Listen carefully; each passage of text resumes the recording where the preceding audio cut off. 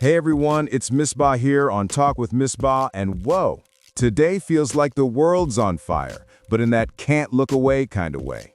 Imagine this, a fragile peace flickering in Gaza after 2 years of pure hell, Europe dropping a bombshell on Israel's war machine, and Russia staring down the US like it's the edge of World War III.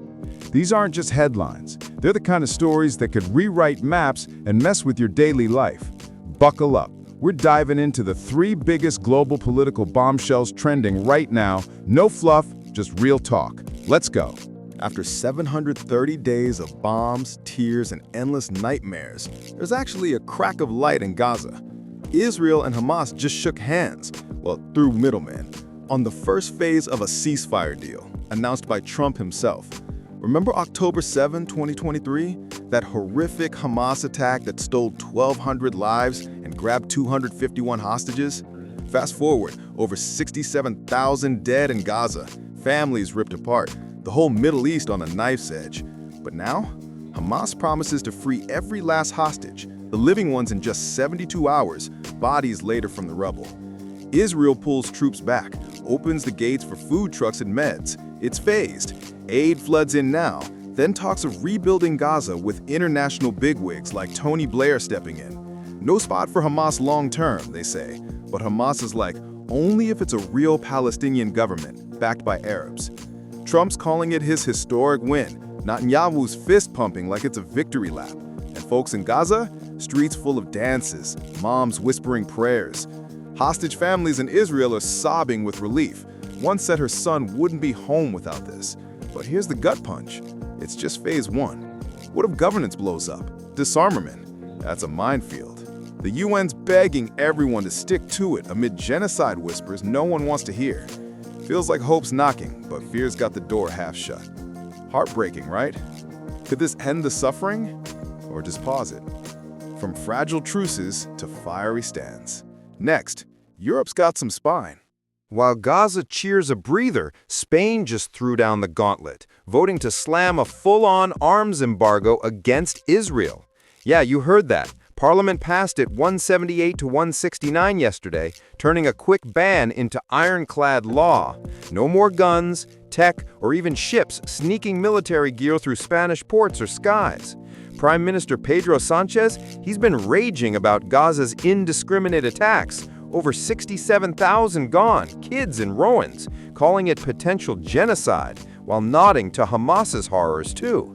This builds on his wild moves, recognizing Palestine last year, yanking Israel's ambassador, even pushing to boot them from global sports like Russia post-Ukraine.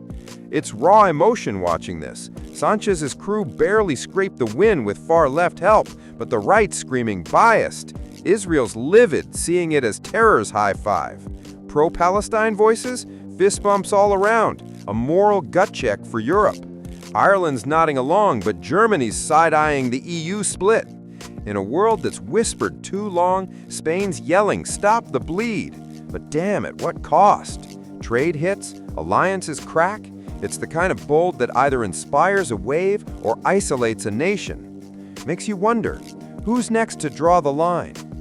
From embargoes to outright threats, our last one's a Cold War remix that's got me on edge. All right, breathe deep, because day 1,323 of Russia's grind in Ukraine just cranked the dial to doomsday. Trump's floating sending Tomahawk missiles to Kyiv, those bad boys with 1,000-mile punches that could gut Russian supply lines deep inside. Russia's response? We'll smash them, and you too. Top brass like Andrei Kartapolov vows to hunt launchers, hit back asymmetrically. Think drones, hacks, maybe US targets.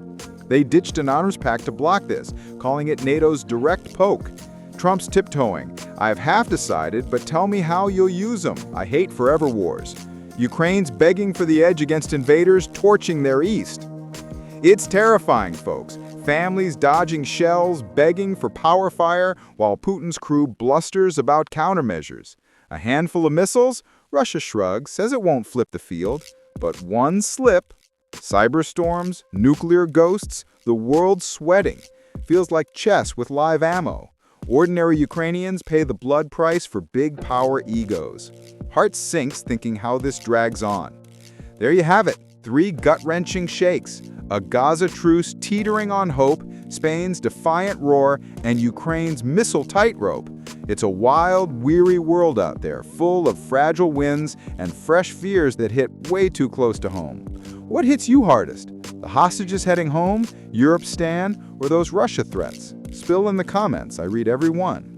If this fired you up, smash subscribe for daily Talk with Misbah drops. We unpack the viral chaos so you don't have to. Stay sharp, stay kind. See you tomorrow.